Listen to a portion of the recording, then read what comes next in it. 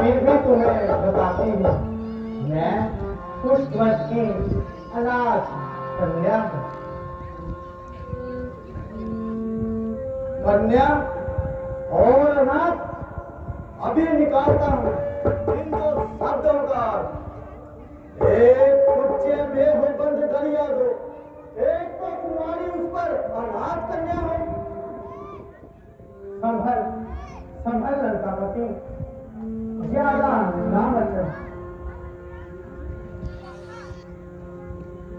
मेघनानी, मैं समझता हूँ कि तुझे तपस्वी का यह भेष लाचार करता है। कुछ उपदेश करो, परंतु यह तुम्हारा काम नहीं, यह उन बुढ़े खुराकों का काम है जो इस दुनिया से जा गुजरे हैं। ना पावे। परंतु तुम यह बताओ कि तुमने अपने जीवन के लिए क्या निश्चय किया है? अर्थात वह कौन भाग्यशाली पुरुष है जो इस चंद्रमा से रस पिएगा और कोमल अंग से अलिंगन होकर जिएगा? यदि सीधे शब्दों में मेरे होने वाले पति देव का नाम पूछ लेते तो क्या तुम्हारी पंताई घट जाती? अश्लील शब्दों से एक कुंवारी कन्या को ना शर्माते तो क्या तुम्हारी नाक कट जाती? इस पर भी मैं आपको बताती हूँ कि मेरे पति भगवान विष्णु होंगे। विष्णु? यही मेरा व्रत है। वो नास्तिक विष्णु!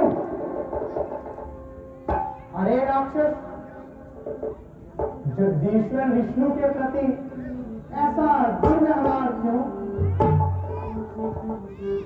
नौछावर क्रोध पर, कुर्बान गुस्से के बोलों पर, वह है यौवन मत वाला, आ गई लाली के बोलों पर। बस बस, सुना नहीं जाता।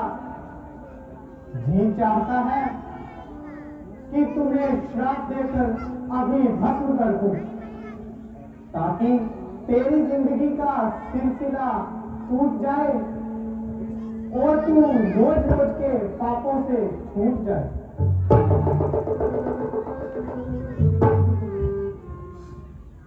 मैं जानता हूं कि तुम में तपोबल द्वारा भस्म करने की शक्ति है, परंतु इस शक्ति का सदुपयोग कर और अपने भीतर की ज्वाला को शांत कर मेरे साथ चल, राजमहलों के सुख भोग। मूर्ख, क्या बकता है? राजमहलों के सुख? याद रख, होगा ऋषि सुता का जीवन मरण कुटी पर, सोने की तेरी लंका वार दूतम कुटी पर। उठाकर रख लेता तुझे अभी अपने गुब्बारे में, जबरदस्ती अच्छी नहीं है चाहत के बारे में।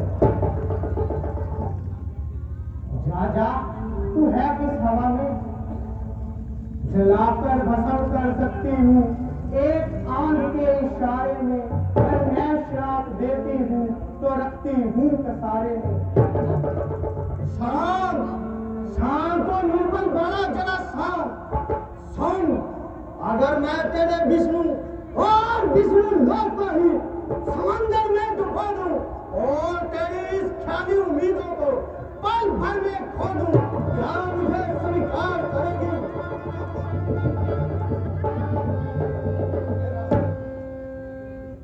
हया के अंधे मंजिल कोसों दूर है। कड़े अल्फाज इस कोमल जुबा से निकलते हैं, ताज्जुब होता है मुझे, खंजर कोमल पत्ती से भी बनते हैं। लेकिन तू सीधी तरह से नहीं मानेगी, बोल मेरे साथ चलेगी कि नहीं? शेर का मांस गीदड़ नहीं खा सकता, तू मुझे प्यार लाखों जन्म नहीं पा सकता, लेकिन इससे पहले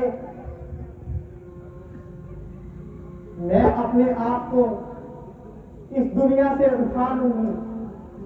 याद रख, सावन तुझे लिए बगैर नहीं जाएगा। दुष्ट, तूने मुझे बुरी चेष्टा से छू लिया।